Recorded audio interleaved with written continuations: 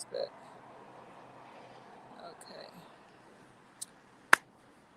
We are live, Hunty. We are live. Actually, this is the first podcast. Our topics today is relationship and business. This is divine healing process. We're gonna let y'all get up in there first. Okay. We got somebody over here on Instagram. How you doing, darling? Where you at? Where you from? And what's your sign? I'm excited to be here with you. Black coffee. I send blessings to you, brother. Peace to the guys. Peace to the earth. We're gonna bless the space first, okay? Light a couple incense, like the candle. We outside of nature today.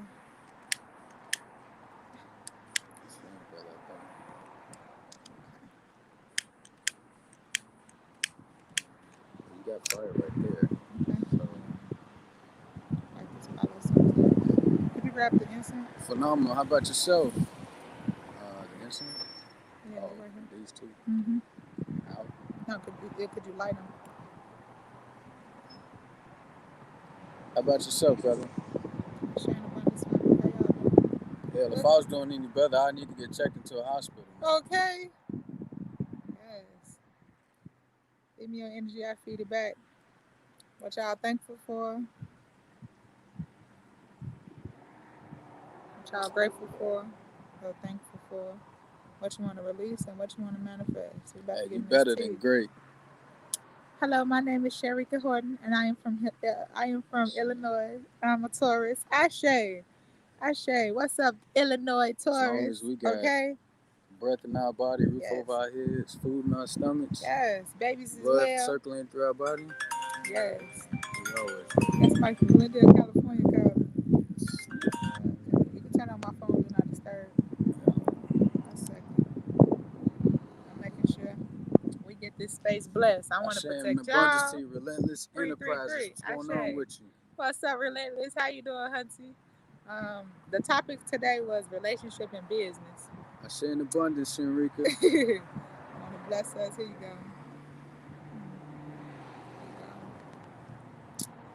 And I got the candle and the incense burning right here on the side. Put it over here to my left.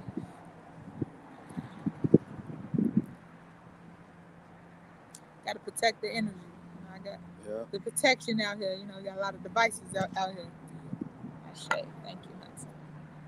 We're going to give a toast. So go get your drink, whatever you drinking on, whatever your tea you drinking on, or whatever's in your cup. I ain't going to complain what's in your cup. We just going to make a toast to new life, okay? Yeah. New life. Put this Palo over here and let that burn. This is what I'm drinking on, okay? I got the Hawaii tea, the lemon rose. With the ancestors. Today is the Ancestors Day, all right? The indigenous to the land. We're going to give a toast. Got your tea? I shame blessings. Let's go. Let's get it. Y'all ready for this tea?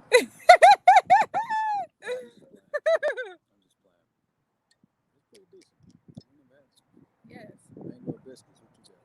I got the same thing. No, I got mango hibiscus. Oh, dang. Lemon. My bad, I got two. You got lemon, Lokalani, what is it? Lemon rose. Okay. Lokalani rose. Mm-hmm. So, Tracy, introduce yourself, Hunty. Ashe, introduce yourself for me, businessman. Welcome to the show.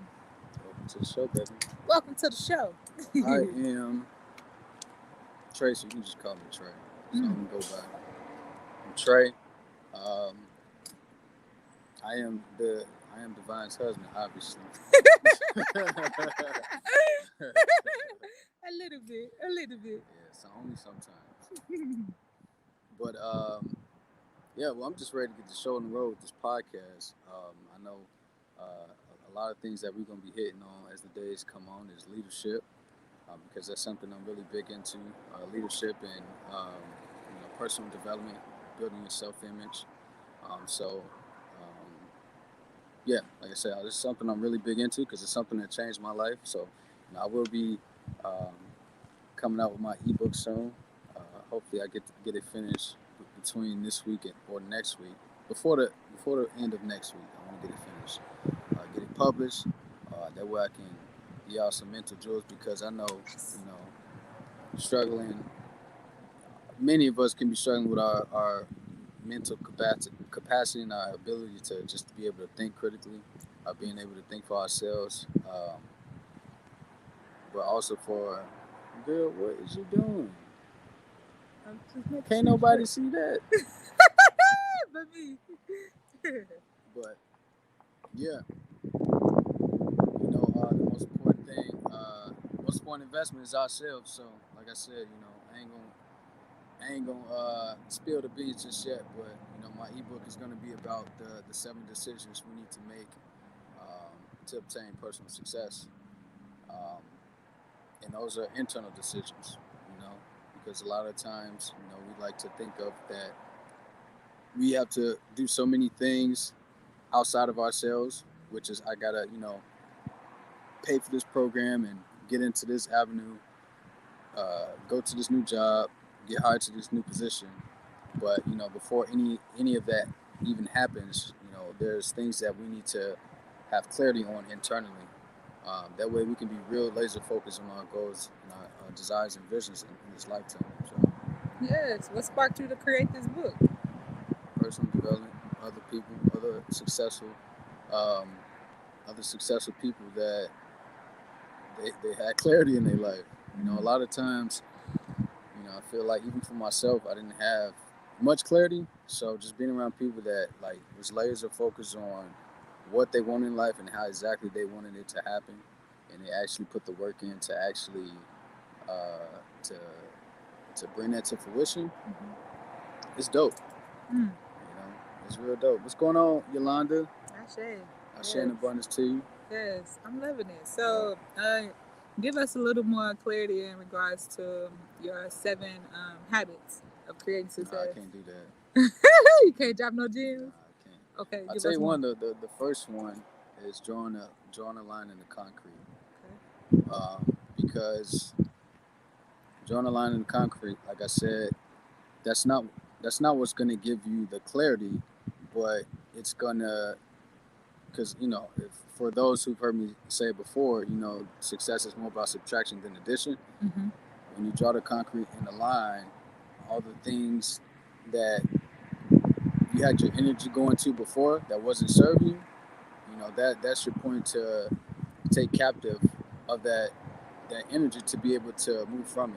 So stopping all bad habits, maybe it's people, places, or things or whatever. I mean, I don't have to really break down the whole list because we all know the things that we should not be doing or things that um, don't really serve us. So, what was John, your turning point and I guess your relationship to where you want to be about the business and relationship? Like, what was the turning point? didn't have one. Okay. So give us a little background. A turning point in our relationship. I can't comment, but I love y'all. I see your comment, Yolanda. Yeah, I see it. I see it. It probably wasn't posted because I had the private chat on. So my bad. But I see your comment, 724. I got you. I share an abundance to you, honey. I'm sorry. What was your turning point in business and relationship? Like, where? What was the turning point from you doing 20 years in the military and then deciding to start working on business and start working on personal development?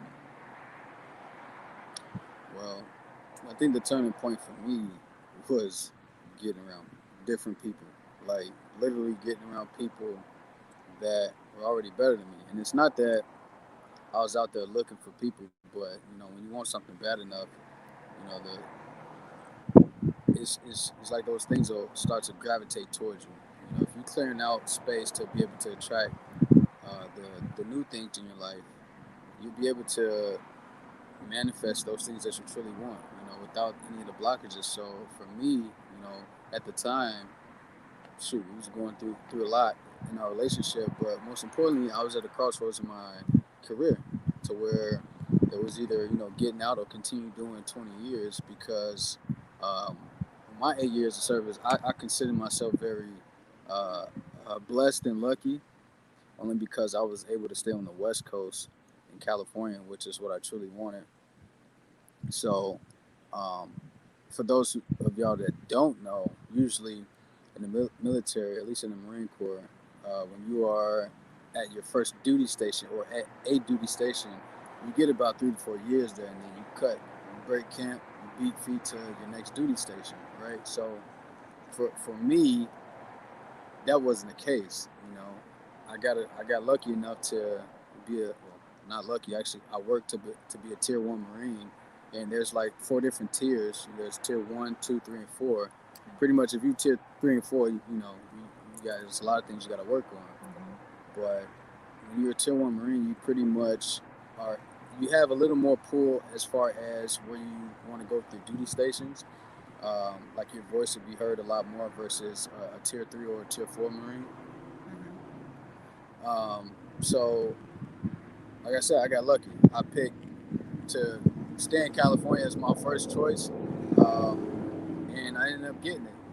Um, I picked actually I picked North Carolina, Hawaii, and Miramar.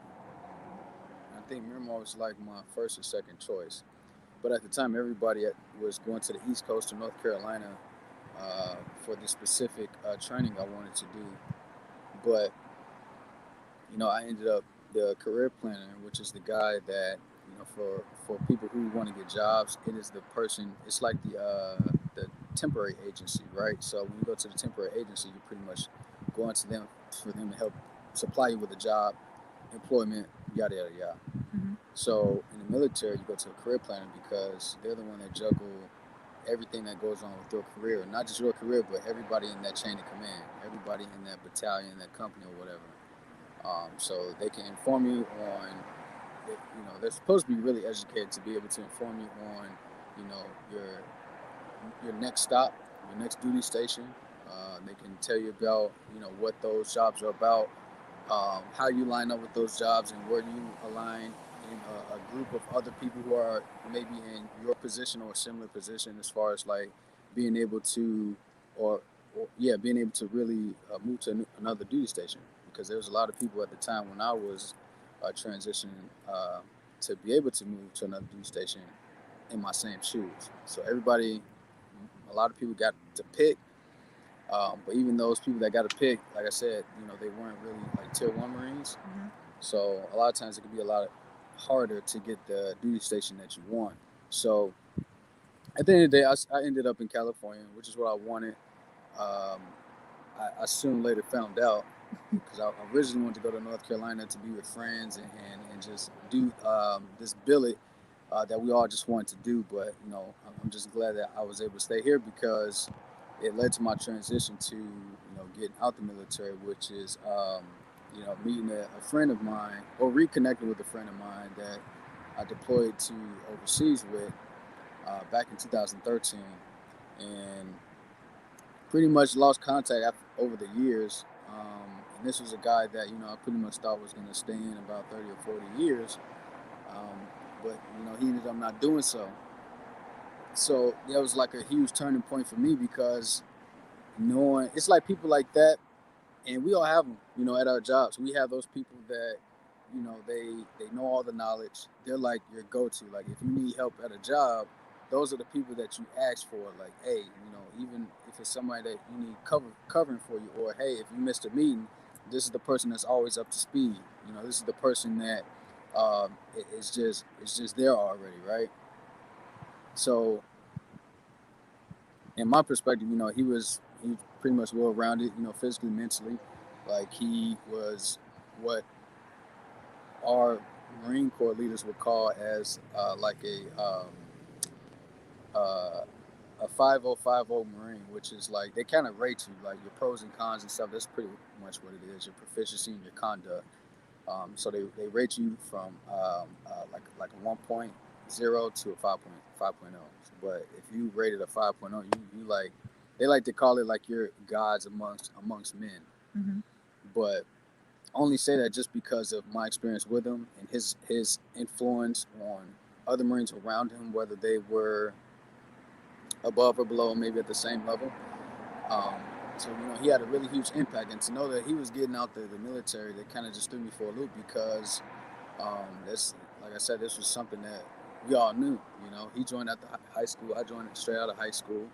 Um, so knowing that he was embarking on another journey, which he ended up getting around association of successful entrepreneurs and stuff, and convince a few of them to actually mentor him and his wife, and they were able to pretty much help them get their life together, get their lives on track, and help them get out of debt, fix their marriage, help them with their self-image and confidence to be able to um, live life on their terms. And that's something that really inspired me because, like I said earlier, we were at a point in our relationship to where it was pretty toxic. Okay. Yeah, it was pretty toxic. So to answer the question, that that initial conversation that we had when we reconnected after all those years is what helped me transition to not wanting to be in there forever. Okay, so we're gonna ask some more personal questions. Like, how did we meet? Oh my gosh. We met back in 7th grade, years ago in school. It's crazy because I didn't really have like eyes for her. I had like it was like more of like a sexual tension because back in my younger days, I'm still young, but back when I was in middle school, you know I was a horn dog. So I wasn't really I didn't care about relationships much. I didn't really care about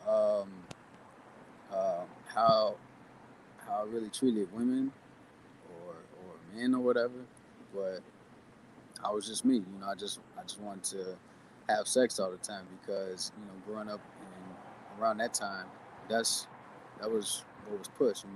It's like if you were in a group of people and you ain't have sex, it's like you were a lame, and nobody associated themselves with you because you were just a regular Joe Schmo.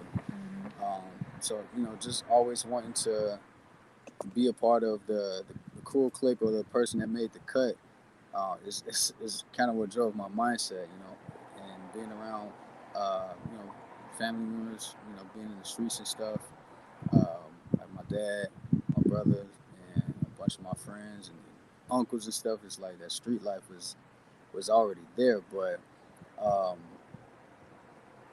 that kind of what inspired me to just be like that, But like I said, when we first met, I wasn't about a relationship, or whatnot. I just wanted to, get it on. That's pretty much what it was. But it's crazy because once we started to hang out, um, it became almost like it was like one of those bonds that you just could never really turn away from. Now from 7th grade to right before freshman year, because I think like freshman year we had fell out.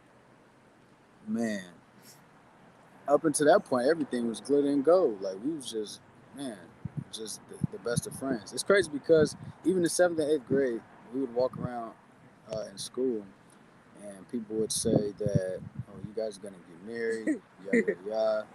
But we just ended up just vibing with each other. Ended up being real cool, and I just for me like that wasn't in my vision to get married at all. But for me at that time, I just knew that I really appreciated her presence because it's not a lot of people, especially when you're younger, that you can find like that true connection to. I mean, yeah, when you're younger, you have a lot of friends. You have a lot of associates that you think that are your friends, but there's always like the one or two friends that you can always cling to regardless. Whatever you're going through in life, like whatever it is, it's like they always there. You can cry with each other and talk about each other and just you can truly be yourself around that person or those people. I'm not saying that you got to be fake, but it's just that that some people they help bring more of the childlike nature out of you because that's your true essence. So being around people like that, it's like it's dope. It makes your childhood experience a lot better, because you actually get to experience a child, even if some of us may have not had the opportunity to be a kid as kids. Like for her, you know, being older, or having to grow up at an early age, you know, that childlike experience, you know, it wasn't my experience, you know, coming from a household of mom and dad and brothers and sisters and stuff like that. So it's like, um, you know, I feel like at the time, you know, we filled each other's gaps, you know. I'm sure. But yeah, that was, Yeah. that was So, dope. what has been your biggest failure, or this could be what related to business or relationship? What has been your biggest failure, and you learned a lesson from it? My biggest failure. Hmm. Like, what was your biggest I have failure and a your lot of biggest lesson? failures. My biggest failure, Uh-huh. well, I wouldn't call it a failure, but I would just say, like, I guess not being true to myself. But like I said, I can't call that a failure because what I experienced not being true to myself was like a culmination of me becoming the person I am today. So I can't really say it's a failure, you know. But So I'm saying like an actual incident. Like what biggest failure? What was the turning point in one of your biggest failures? Um, I'm gonna share my experience with it. Right. One of my biggest failures at the time for me, I feel like that was a turning point in my life, was when I got fired from Nestle. I got fired coming to see him. I was flying to San Diego on Memorial Day weekend, and that was like literally when I got my paperwork. It was June 13th, a week before my birthday. So in my mind, I ain't processed that I just got fired. Like I paid my rent, and then I booked a $600 flight to come see him for the weekend, not knowing what I was coming back home to. It's like certain things when you get a notification, that notification don't process. But coming to see him literally transformed my whole life. Like I was on my own at the time, so I was 18 on my own. Just got fired from a job. Don't know nothing about unemployment. Like I ain't know nothing about unemployment. So in my mind, it's like, what am I gonna do now? Like I knew I couldn't go home. That wasn't an option. Like some people got an option to going back to their parents' house. That wasn't an option for me because my mama had moved to Florida, and my stepdad at the time, I think he didn't have a job at the time, so he was already struggling. So for me, what was going on through my mind, it was like, I don't have a way out. I don't have nobody that can bomb me out. What am I gonna do? And I literally got creative. Like I said, okay, I'm gonna file for unemployment. Unemployment didn't come through for 6 months, by the way. So I'm like, I'm gonna apply for unemployment. They kept on rejecting me, and I kept on sending letters back. I wrote a 4-page letter to them, but I kept on applying for unemployment like I was gonna get it. And in the midst of that, I started doing hair. I started doing hair again because I used to do hair. I started doing hair again, and then I started side hustling. Like as a hustler, anything to touch your hands, it turned to gold. So it made me want to travel more. Like I didn't realize when I got fired, I was working nonstop, like 12 to 16 hours a day, because I was used to overtime. Like I loved overtime because my checks was bigger. I'm like, why am I going out to a club when I could go make some money? That was my mentality. Like every time I come out, I spend money. When I go to work, I'm making money. So my turning point, not just for my relationship, but for myself, was then what I'm gonna do. I don't have a way to go home. How can I pick up something on the side? So I started doing hair. I started getting around some of the wrong association. I was selling weed. Okay, like I was getting around the wrong people. But that mistake, quote unquote mistake of leaving with him to come see him for the weekend, that was a turning point of my life. That's what helped me understand I'm an entrepreneur at heart. Because that 2.5 years I was off, because I was out of work for 2.5 years once I got fired. They had to pay me back pay. But that 2.5 years I was off, um, it taught me that I wanted to travel. I wanted more time with my husband. Um, I wanted longevity. I didn't just want to go to work and come home. Like it was so fucking boring when I went out to California and I realized that was the process. I'm like, this is what being grown is. Like I don't want to be grown. If this is what being grown is, work, pay bills, come home, and do this shit again, like this is boring. And I told him that we was long distance for like 4.5 years in our marriage at the beginning. And when I came to see him, I'm like, this it? Like, we had more fun as kids. And I told him this situation. I'm like, you talk to me more as a child. Like, we had a bond like this as a child. Now, we both got jobs. I barely know you. So it took for that mistake for me to get fired from my job to even see my blinders being taken off and realize, what do I want in my household? How do I want to live? And I crave to travel. I didn't know how often I could travel, but I'm like, I want to go somewhere. I want to do something with you. I don't want to just be at home having sex, watching movies, and cooking. Like, I feel like that was in the 50s. So it was a huge turning point for me to get fired, to understand that I truly wanted time with him. Like, those 2.5 years, I was able to actually get time with him that I originally didn't have because I was working so long. Like, when I was working my night shift job, it took a lot of my energy away from him. So I didn't have I didn't focus on our relationship. Like, I was numbed out. That area was numb. When he called, it was hey, but he didn't have my undivided attention because it was always going to my job. So what is one of your biggest failures, whether it was in relationship or business, based off a situation, not just I don't know. I wasn't. I don't know, but I just don't look at my failures that way. Mm-hmm. But something that came to my mind was like really early. Uh, it had nothing to do with my relationship or my business, but it did something to me personally. Like it elevated me personally to want to conquer more. Like it helped build my self image, and that was just early in my career where I ended up. That's like right in boot camp where I shared with you guys before that I ended up failing swim call, and like I said, that's not huge to a lot of people, but it was really huge to me because coming from where I come from, and knowing that that could have been the end of the road, and knowing that I actually pushed past my limits to actually accomplish something, like that changed the perspective on my outlook on my career. Like that was kind of like a spark to me wanting to be in this Joker for 20 years. So it's like, but I can't really call that a failure. It's just something that I had to learn. Like I had to, like I said, some things on your own you have to learn without having the necessary guidance of other people. So that definitely uh, helped me out as far as like with my self image. But in business, I remember when we first started our entrepreneur business back in 2017, and like I said, meeting that that gentleman I was telling you guys about earlier, who sparked my interest in doing something outside of just working. Um, he taught us to run a business, run an entrepreneur business. And in this particular business, we had it involved talking to a lot of people.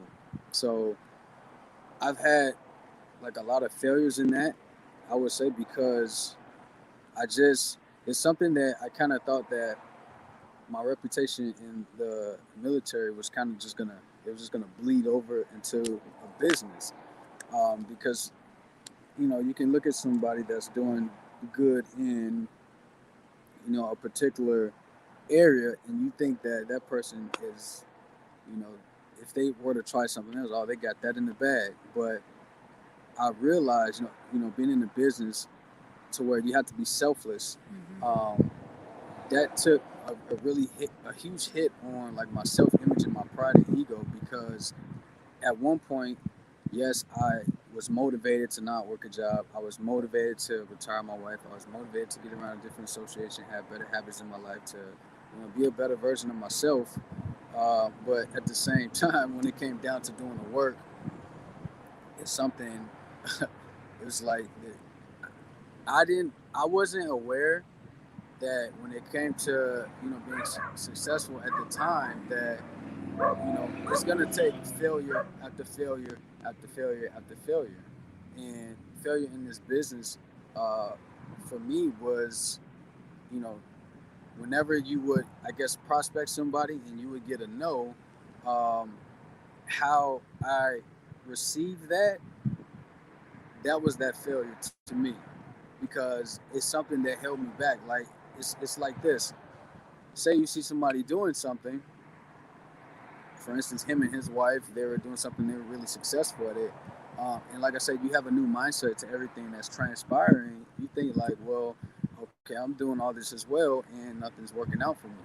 So it's like, well, do I really have security in this new journey, or should I just kind of turn back and just go back to the military? And for me, that was a huge deal because I got so inspired to not want to be in the military no more, to then working in this new entrepreneur business and just constantly just getting no's and people, criticizing you and beating down on your self image and stuff because, people are always going to question and criticize things that they don't truly understand. So, when you are just coming from a place of a genuine heart, a lot of times, people won't be able to understand where you're coming from when you're trying to educate them on a few things because you just got to have the ears to hear at that time to be able to receive what someone is trying to give to you. And at the beginning, it was just like I said, it was like a lot of no's, and I started to, look at, I started to like play victim pretty much, because he, it's crazy because you can find excuses in everything. Like for instance, right, my first mentor in that business, he was white, right? I can always say like, oh man, he don't know what it's like being black. Like, he don't know what it's like, having being married to my wife or having these problems and stuff. But at the same time, it's like, yo, regardless of their color or whatever they've gone through, like they're in a better place than you. Do they have to go through what you've been through to be able to add value to your life? So for me, it's like that was always in the back of my head. Like, man, at least starting out, it was like always in like, man, I don't know if they like really know what's up with us. Like, bro, like we just different out here. Like we different people. Like everybody ain't gonna, do this and treat us the same way. And it's like it's a bunch of BS. Like if you got to use a race car for something like that, for just being successful, it's like, bro, like when are we gonna get past that? Like there's been so many years of just using a race car or the I'm black or I'm brown or whatever the hell. That's why we're not successful when we have control of our own fucking steering wheel. Like the steering wheel is still in our hands, but we just feel like that because of this one thing that or we can't be successful. So that's like something I fell into. I'm like, man, it's all these white people, man, they, doing this, and that's how it was. There's, a few color, yeah, a few melanin people in there. There's, salt and pepper out throughout the organization, but um, does that mean you can't be successful? Does that mean because they're a part of the top, 2% in this organization that you can't be in the top 2% in that organization? No, so is when I was going through what I was going through, trying to just prospect people and just not knowing what to say, getting tongue tied. Um, like I said, like that's something that hit on my self image, and it just made me think that I wasn't going to be successful in this business, and that's a business that we had together. So just think about having a business that you and your spouse is working on together, and then you got to go home with this self image that you got out there in the field and the trenches when you were working the business. Now it's like you have that self image back home, and it's like it's almost like I forgot who said it, but um, it's like having a Michael Jordan on your team, but they always sitting on the bench. So it's like just being that victimized, pouty, oh nothing ever works for me person, and knowing that your wife sees potential in you, it's like you try to figure out like, yo, like what do you see in me? Like I even had to ask my mentor and his wife like what do they see in us? So I think with that business, it caused a lot of, I'm not gonna say failures in our relationship, but it's exposed a lot of areas that we just had to work on. Like we like codependency. Always depending on one another to like. Yes, we're working a business together, but it's like you don't have to depend on each other. Like you can still be independent of one another and still work the same business and stuff. So Um, 100% accountable to yourself. Mm-hmm. Showing up for yourself, but as a team. Like, it was always, okay, did you go contact people? I sold product. Like, it was like a one up. It was like we was trying to one up each other and we on the same damn team. It was like you can't one up each other if you on the same team. And I realized a lot of businesses, a lot of businesses or couple businesses, what they do starting off at home. Um, the reason the business don't work is because they too busy one upping each other. You too busy in your ego versus saying, how can I make this program work behind the scenes? Because everything don't be sunshine, lollipops, and rainbows. Like when you getting gritty, you don't have time to cook and clean all the time. So your house might be a mess as you making your six figures in your business. Or your food you used to get 3 to 4 times a day, that might get cut down to once a day. Okay, like it's every area you can't be 100 in, and I don't think a lot of people be transparent in this area when they starting out in business. You just think, oh, my business is successful. Oh, my marriage is successful. Oh, my family relationships is successful. You're gonna go through hell in some of these areas as you getting things together to get your whole foundation in order. Once you finally get the money out the way, now you got the time to deal with the issues that actually take time to heal. Okay, so I had an epiphany literally a couple months ago about this. I said, not many people be transparent with what their relationship look like behind closed doors, because now that I'm a reader, I read energy very well. So when you come out in public, I can see you just had a fucking argument before you got here. Now you're trying to put on a front. You see a fake smile. You see when somebody is doing a fluff for other people. So it's like I read behind that energy now, and I'm like, whoa. This how we looked when we went to meetings together. This how we looked when we was arguing in the car the whole way to the event. Like it's a lot of things that go on behind closed doors that, as you building your foundation, you eventually overcome them. But that be a stronghold for a lot of people. I just got into an argument with you. Hell no, I ain't building a business with you. Hell no, I ain't going out to meet nobody today. But are you putting your future on the line for your moment, your momentarily, or what I'm trying to say? That little one moment, you dragging that one moment out, going to your future. So is this one moment gonna matter 5 years from now, or 50 years from now? If not, why are you not letting this one moment go right now? Why are you not nipping this in the bud right now? For relationship and business with me. Shoot, that was horrible. Like behind the scenes, it really was because you just think about it. Like you're in a new business where everything's professional, and a lot of things can be portrayed as like everything good. Like me and my wife or girlfriend, or like I'm good, whether you see me or whatever. It's like I'm good, in that organization. But it's like at home, like man, the disrespect, like for real, like the disrespect, even from myself, just not treating her how she was supposed to be treated. Like I had a real gut check just being around men of character in that organization. Like regardless, what went on back home, like that's where you truly win when you are back home. You don't win when you're around different organizations and stuff. And I had it completely flipped. Like I thought, dressing nice and business is whatever. I'm looking good, I'm feeling good. But when I get back home, it's like we arguing like cats and dogs, whether it's for business or not. So it was really toxic. I'm talking about, man, just really, really toxic. Like just arguments after arguments, cussing each other out and stuff, and um, even tussling with each other. Like, man, I had to learn the hard way because I even ended up going to jail because of uh, getting too rough with her. Now I ain't just sock her in the face or anything like that, but I got rough with her. You wish you did. I mean, at the time, when you're just not in your right mind, you could wish you would do a lot of things. But that's a lot of that stuff is the things that people in the organization didn't see or hear about. But it's like you would go to a function or a gathering or whatever, and it's like nothing ever happened.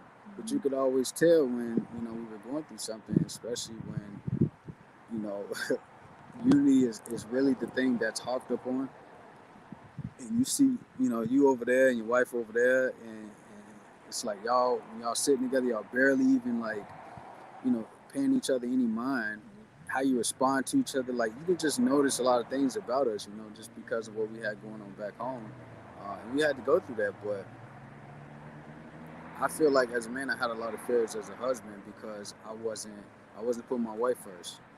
I wasn't like I said treating her how she deserved to be treated, and in turn, I felt like I didn't value myself because if I valued myself, then I would value my wife as well. Like I would know that she is someone to value, but at the same time, I didn't even care. So I think like my biggest failure is a lot of it. I feel like that had a hit on me is just regarding around my relationship because um, just being I just it's not that you should compare yourself to other people, other men of character, whether they're in a better place than you or not. But it's just knowing that you can be in a better place, but you're not choosing to be in a better place. You're not choosing to humble yourself, to have ears to hear, to learn the things that you need to learn to be able to implement in your relationship, so you can have a successful relationship. It's not just about listening to mentors and just sitting down and taking up all their time and you ain't implementing shit that they telling you to implement in your life. It's like you just a thief because you're stealing time from them, and that's something that I've done. I was such a knucklehead to my mentors because I wasn't listening. I had this pride and ego thing, like I'm good, and it's like, he would tell me all the time, like, bro, you gotta look past the muscles. Like, it's not just about going to the gym and just looking good and stuff. Like, man, you got some hard work you got to do, and that's the hard work that I had to do. Still, dealing with daddy issues or whatever, or feeling like nobody loved me or whatever. I had a chip on my shoulder. Yeah, I came from here. Now I'm in the military, and I'm living pretty good. I'm getting paid, whatever. It's like you get so egotistical, and in your relationship, it just rubs off in the worst way. So, I feel like in that area, like I had to learn a lot in my relationship. So, really what was the biggest thing that you learned from the Learn from what, baby? that relationship or the ego or the hard work? Because I remember Corey saying one thing about when you sweep stuff under the rug, eventually it become a big ass pile and you trip over it until you deal with what's underneath the rug. And he said this for about a year and a half, and we didn't understand that. We felt like we ain't got no damn rug in our house. Like, I guess the biggest thing that I've learned, even with just that experience with having those people in my life, is the fact that you know your life, it instantly, when you're around a true mentor, when you are being mentored by someone who actually have the results in life that you want to have, a true mentor that can actually teach you those things. I think for me the biggest thing was being able to humble myself because that was a huge issue. It's something that it just ran in my blood. I've been having pride my whole freaking life, and the fact that I joined the military, that was just like the icing on the cake. I mean, not to say that wasn't other people in my situation, but for me, that's what clogged my ears when they would like try to speak into my life. That's what clogged my ears. Like I'm good. Like, okay, I got this in the bag. I'll take the little things that you're talking about and I'll sprinkle it in this area and see what's up. And if it don't work, it don't work. But no, it's actually embodying what's the information that's getting spoken into your life. It's not enough to just say, okay, to sit down with somebody, listen, and then maybe you even apply it and you like it don't work. Like, that's not enough. Like, when it comes to progression, you have to constantly work at it. When you're egotistical and you're so prideful, you do things once. If you listen to do it, you'll do it once, okay, maybe twice, and if it don't work, you're like, I'm good. Like, I can go to somewhere else. That ain't work. Let's work on something else. I tried that didn't work. Let's go to the other area I can work on. Like, no, like, let's work on this area until it's fixed. And that's something that it blocked me from being able to communicate with him, because when those times when we were arguing and even with myself not having the self-image and the self-confidence in myself, it blocked me so much because I wasn't willing to listen. When your self-image is so low and somebody's speaking into your life, it's like you can't even. It's like it's almost like they lying to you. You can listen. You're like, oh, thank you so much. I appreciate you so much. And then you get in the car, and everything they just said, it's like you just do that. You just it's on the floor, and now you back to yourself prior to you sitting down with them. Yep. And that was me a lot of the times because of my pride and ego. Like I had to. He used to always say like your ego is not your amigo. So the more you get rid of your ego and your pride, your blessings will start to flow to you abundantly. But as a man, a lot of times it's hard. And I'm not trying to be sexist, but it's just true, at least in my experience. Even with the people I hung around and the men that raised me, the men that I chose to take advice from in my life growing up, pride and ego was a huge part of it, of the problem.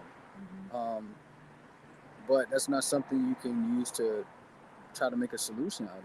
You have to humble yourself. You have to soften your heart because you won't be able to truly love someone if you got so much pride and ego.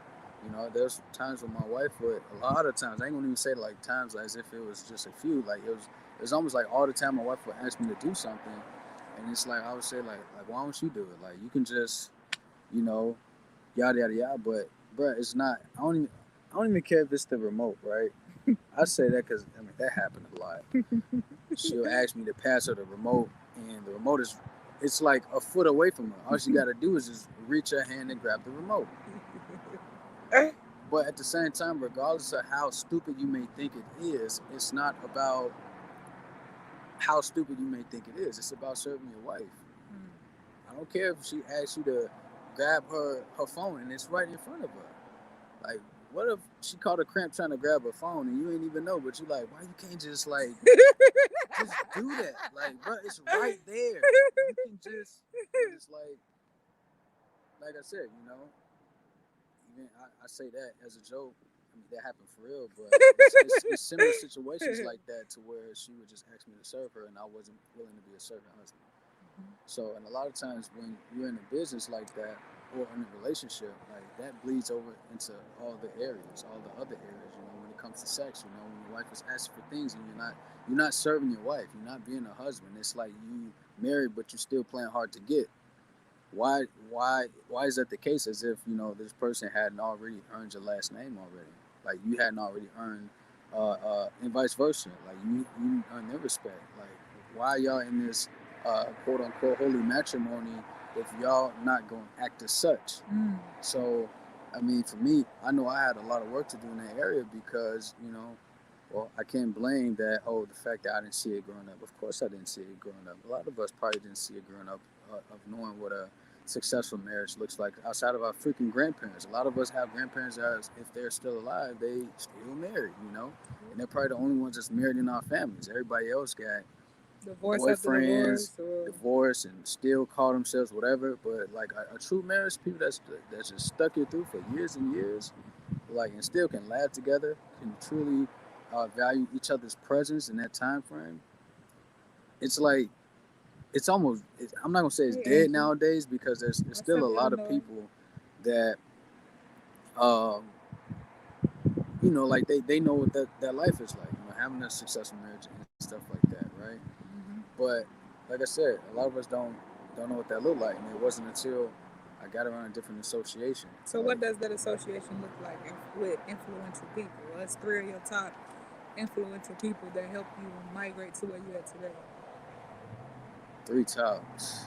Well, I'll answer the first question, which was that association. I had uh, I had one mentor, which was my friend that I met, but like I said, he was at a better place than I was in life. He had the finances, he had the better marriage, he had the self-image, he had the confidence, he had the willingness to fight for his future, he had the willingness to fight for his wife. So just those attributes right there, like that's what drew me into whatever he was doing. And then just being mentored by him, it's like it wasn't just him. It was a culmination of different other successful people that helped him and his wife that we got a chance to get spoken to from them. Like they were able to mentor my wife and I. I mean, I got a lot of people that changed my perspective, like John Maxwell. You know, he was in same birthday. John C. Yeah, we do. John C. Maxwell. He's the #1 leadership author in the world, and in his organization, this is where the first time I actually heard of him, actually heard him speak, heard of his works, read his books or whatever. But he changed my perspective on leadership. Yes, I had the personal leaders in my life, which was my mentors, but just like throwing out names, because I'm not gonna throw out my mentors' names because I don't do that. But you know, like people I got indirectly mentored by, like John C. Maxwell. Um, you know, everybody, man, everybody knows John Maxwell, at least in the leadership industry, and he helped he helped me see my failures different. He helped me see what it looks like to be a leader, like a lot of the mindset change. I got that from John Maxwell. Even with E.T. the Hip Hop Preacher, like he's helped me out a lot, you know. And I love the fact how he talks about his wife Dee Dee, like how they work together, like how they can you can tell like they fill each other's gaps and how they're able to work within that space to be able um, to blossom as a couple. Like it's one thing to be married for years, but it's another thing to actually cherish that marriage and work for it, even on your 15th year, on your 16th year, your 20th year, to truly work at your marriage as if it's the first day. It's like it's just dope to see, you know, men like that. I mean, shoot, Les Brown. Like I've taken like a lot of perspective from Les Brown, especially even with what he's doing with his son.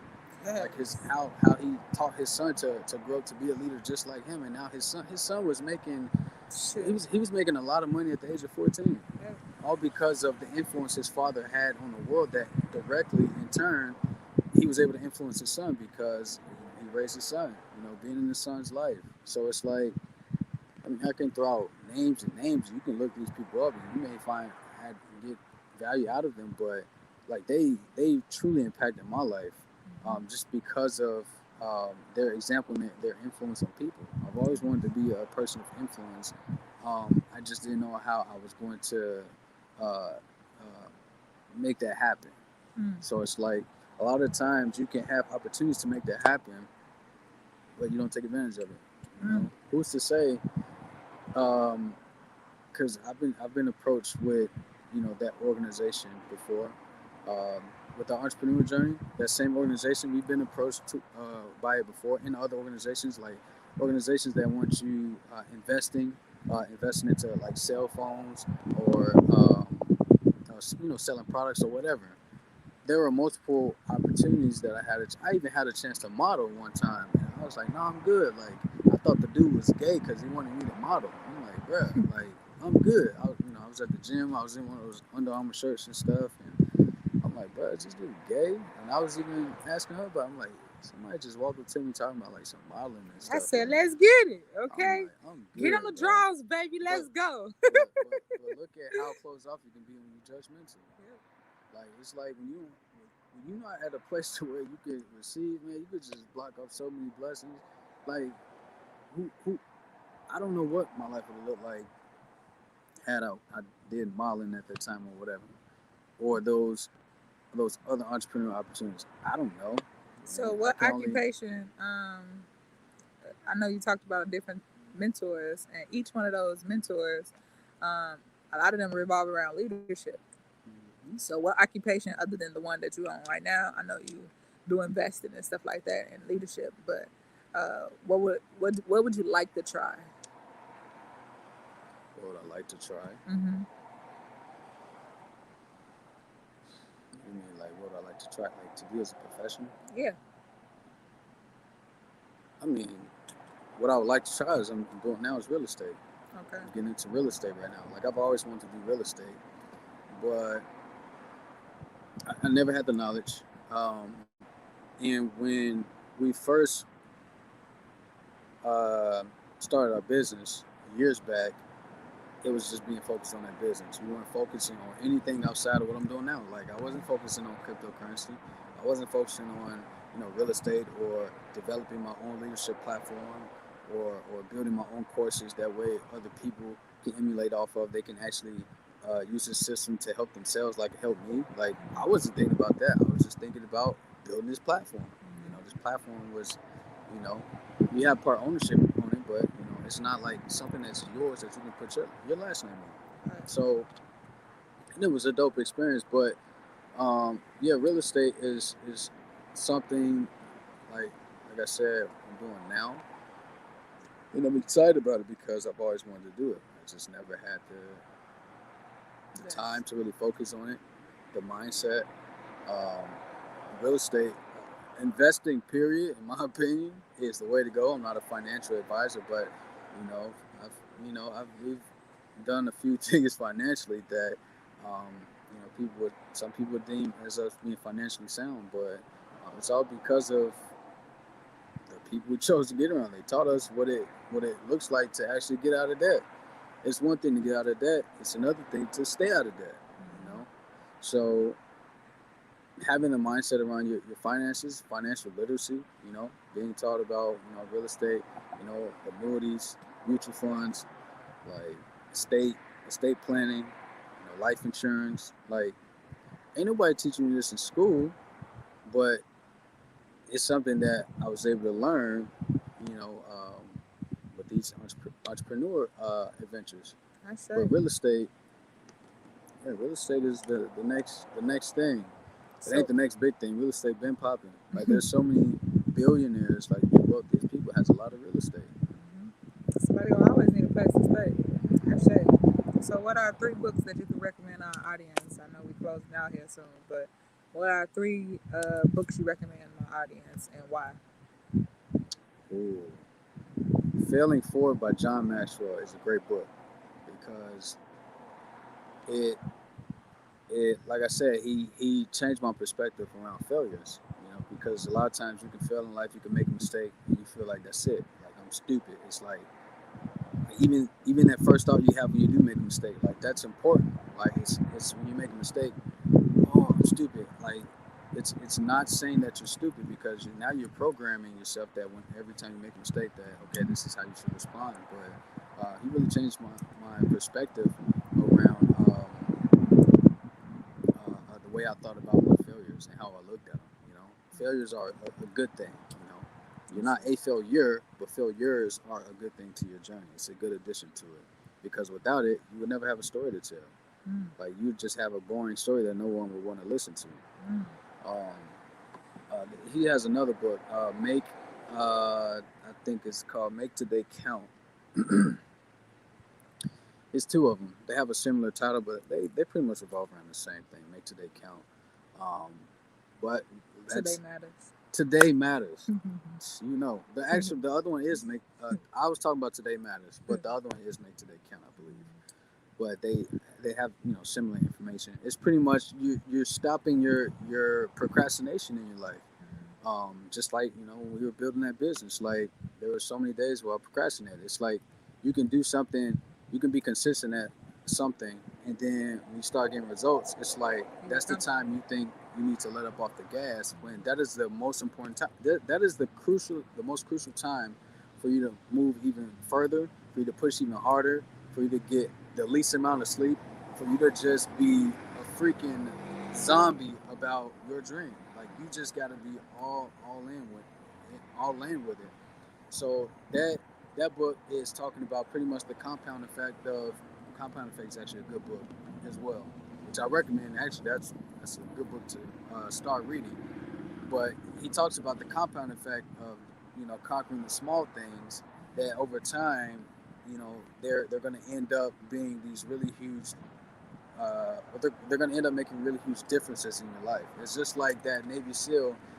I think Jocko Willing, he had a book about making your bed.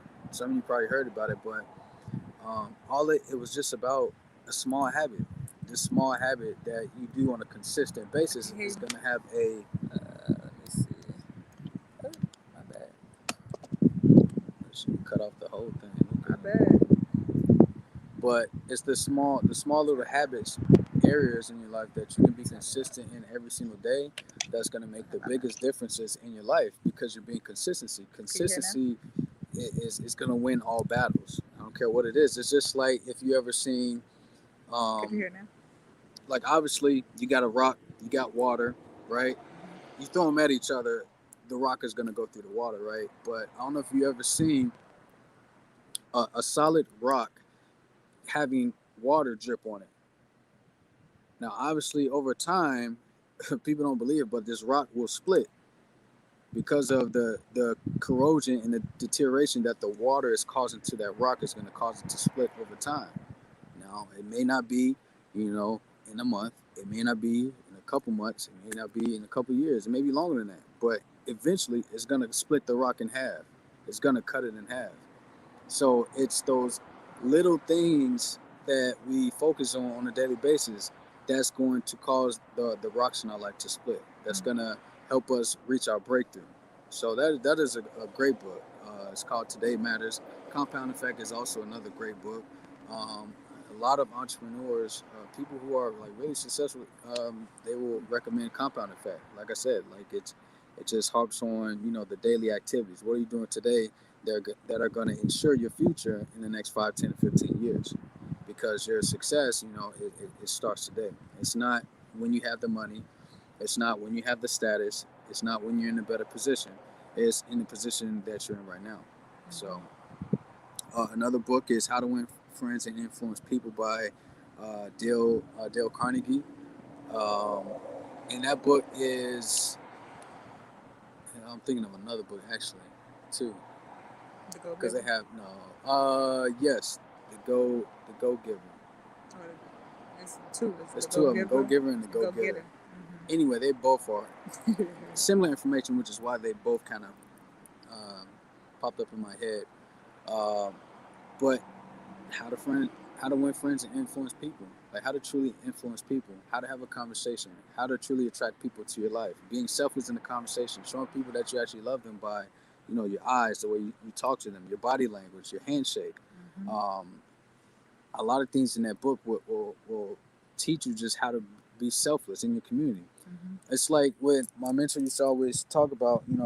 If I brought a picture to your grocery store, your local grocery store, where they know who you are, and that is predicated out the fact that you are adding value to people everywhere you go. If you're not adding value to people everywhere you go, you're not going to have influence on the people everywhere you go, and nobody's going to know you. So it's not about who you know, but who knows you at the end of the day. That's what leaves a legacy. And what builds a dynasty, Les Brown's son said, is how people will never forget you. So it's that book is a really good starter when you just want to get out of the funk of just being so selfish and start being selfless, and you can start adding value to people everywhere you go. Like, I don't care if it's the gas station, the grocery store, the lady up the street. You just walking through your neighborhood, because there's people everywhere, and you never know. Like I always say, like, you just never know how you can change someone's life by a simple conversation. People remember, first impressions are remembered for 3 to 6 months. So your first words, your first conversation with someone, it lasts 3 to 6 months. So what are they remembering about you for 3 to 6 months? Next time they see you, what's the thought that comes up in their head? That first impression. Whatever that first impression is, that's what they're going to remember. That's what's ultimately going to cause people to want to be around you. That's what's ultimately going to cause people to not want to be around you. So, you know, yeah, that's a great book. So, what are 3 movies that you recommend my audience and why? I can't do movies. I don't even watch movies. Like, Okay, 3 other podcasts that you recommend, because I know you listen to podcasts, right? Oh, I mean, yeah, listen to ET, Secrets to Success podcast. I mean, they hit on a lot of topics. So I can't say, oh, there's one area, but they hit on a lot of topics. Even David Shen's Sleep is for Suckers, his podcast. He's another person that hits on a lot of topics, whether it be wealth building, whether it be business as a woman, or real estate, cryptocurrency, Turo, whatever. Like he has a lot of different areas a lot of different wikis that he hits in his podcast, which is dope. Podcast is the next new thing, so you better get on it. I say. Who else? I'm trying to think. Yeah, I would just say those two for now. Those two for now. So where can listeners find you online? What's your Instagram, Snapchat, Facebook? I don't have. The only thing I have right now is Instagram. Like I said, I'm new to social media. I'm not a big social media person, but my Instagram is just Trey B. It's JUST_TRE_B. Um, and that's where you're gonna find my ebook link here pretty soon. Once I finish it and actually put it out there. Um, and I feel like that's going to change a lot of people's lives because I know it did for me. You know, making those decisions internally.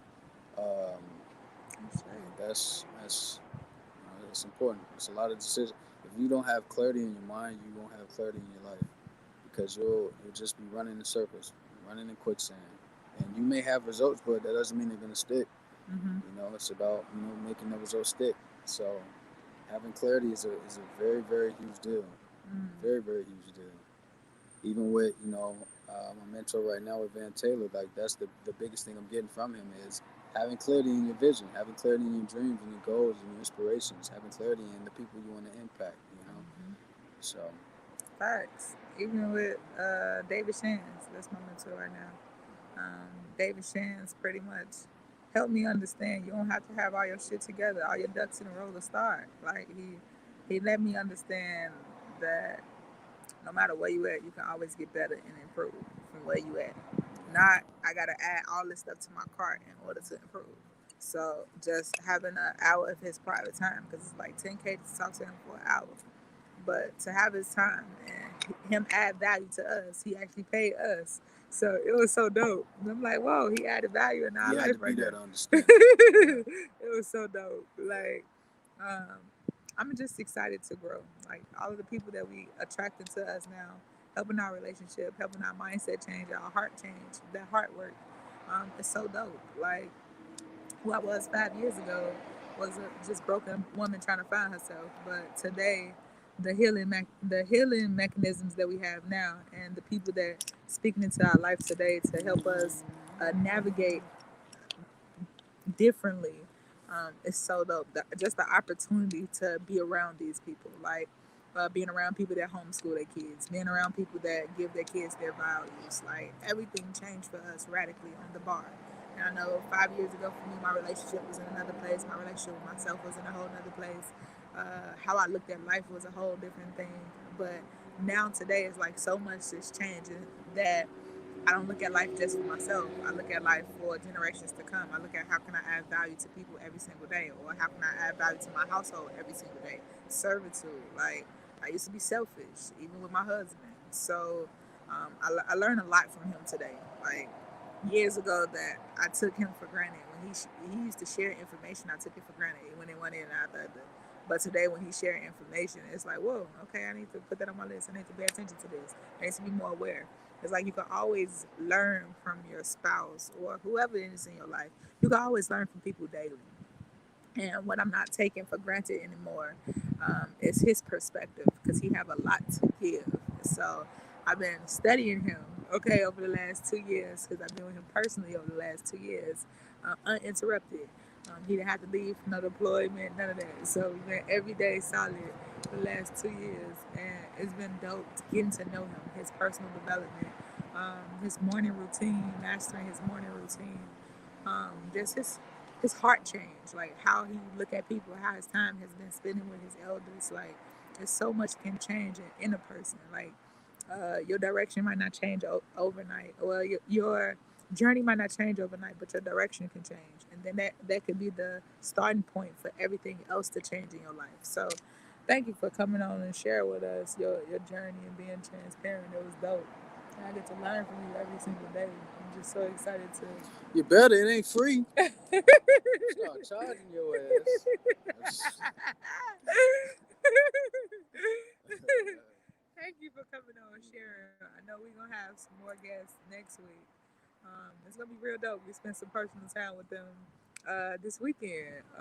It was Belle and her husband Chris. He's in real estate and she's in fitness. And they run a business, and we got to pick their brains yesterday. Um, got to come into their world and their culture, and it was just so dope. When you get around other people that's winning in so many different avenues, and listening to their story change your life, it's just so dope. Um, it's probably because of the Wi-Fi. I turned off the Wi-Fi right here. All right, these last a few minutes. Yes. We can open up for some Q&A. I say. Some questions. If y'all got about some anything. questions, If y'all have like questions about anything in particular, um, more than open to shoot. It'd be dope just to, I like interaction. It's pretty cool to speak my heart and just share what I think, or just share with y'all. Period. But I like interacting. It makes it more personal. Mm-hmm. So it's like the more people we are able to interact, I feel like the better any transaction is going to be, whether it's you in a classroom, whether you online or in person or whatever. Like, more interaction is always better because you're showing that you're giving effort. There's effort on both sides of the bargain. So, right. But yeah, I mean, if y'all don't have any questions, we're just gonna close it out. But if not, I would love to even some comments or whatever. I would just love to see where y'all at. I can't comment, but I love y'all. Ashay, thank you for the stars, Yolanda. I appreciate you, dude. Yolanda said, clap. She clapped and gave you $10. You got $10 in stars. Ashay. Oh, thank you, Yolanda. What's up, Moody? How you doing, Hunty? I couldn't see that because I got it on the platform connected with YouTube and Facebook, so I can't see everything. But I'm going on here now. If y'all got any questions, you can post them in the chat. I think another thing to hit on now that I just looked at, something just came to my head when it comes to relationships and business. But when you're building a business, you may have heard it before. If not, I'm gonna tell you now. But there's gonna be a lot of sacrifices. A lot of sacrifices when it comes to family. When it comes to family time. When it comes to going to parties. When it comes to going to weddings. When it comes to going to family functions on Christmas, on Thanksgiving, on whatever.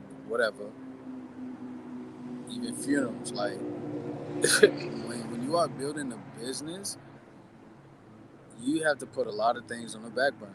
And it's not that you're being selfish, but it's the fact that you're being selfish. You absolutely have to be selfish when it comes to your dreams. You absolutely have to. I don't care what anybody has to say about it. You absolutely have to, because you got to realize, it's just like the compound effect how I was just talking about. If you're trying to do something on a consistent basis every single day, and you stop for 2 to 3 days, and you try to do it again the following fourth day, you're going to have a lot of issues with getting the traction and the momentum that you previously had prior to you stopping. Mm-hmm. That's true. So, when it comes to building a business, even, I'm not saying like your personal relationship, like your spouse, but even then, there has to be a balance. Mm-hmm. Even whether you guys are in a business together or about to start a business or have different businesses or whatever, it has to be a balance. There has to be some compromising in that, because you have to realize, like, the things that are taking place outside of the relationship is there for us to being able to prosper together. Yeah. So it's not looking at it as like, are you doing your thing? No, it's like, I'm doing this, or we're doing this for the collective, and not just me, you, but me, you, the kids, if you have them. If not, whatever. If not, whatever. But if that's in your dreams, your visions of having kids and stuff, then boom, it's for the kids. It's for the kids. So it's not looking at a lot of things one sided, mm-hmm. because, and that's where a lot of not compromising, but you just got to work together. You got to find like I don't want to say balance, because a healthy system. Yeah, a healthy system, because it don't look the same every day. Like, I don't have my kids here yet in the physical. They're not physically stopping us, so we still get to travel and move around. But I heard a lot of people say, you need to take it easy. You pregnant. You need to take a load off. You're supposed to be getting fed already, right? But when you got business to take care of, you can't take it easy. You still got to get things done. And I learned that personally from my mentor. He had a fucking heart attack. He had a heart attack on a Monday, and he was supposed to show up the next day to serve 2,000 people. And the next day, he was there. He was there on stage talking for over 2 hours in front of people. And he was like, "This is my purpose. My purpose is to help people, and it will never get old. I will always show up to help people, however I have to." And he was like, "I didn't die yesterday, so therefore I'm gonna be here today." And it's so crazy. I done seen other people have a heart attack. They scared to go outside for 3 years. Like they can't get nothing done. Another mentor, he had both of his knees replaced, and he still showed up on stage 6 months later. And they told him in 6 months he wouldn't be able to walk. But every single day he was working there because he knew he wanted to add value to people. So your purpose got to be bigger than yourself. Even when you're going through things behind the forefront, behind the scenes, you have to show up because you got people depending on you in order for them to find their purpose.